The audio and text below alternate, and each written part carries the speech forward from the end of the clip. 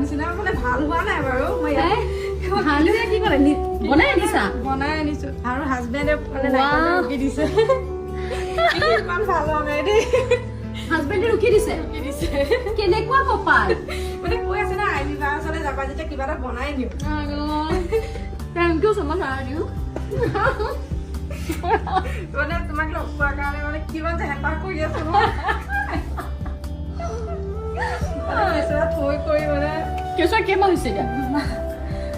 হাই নাকান্দে দুমহীয়া কেঁচুৱা লৈ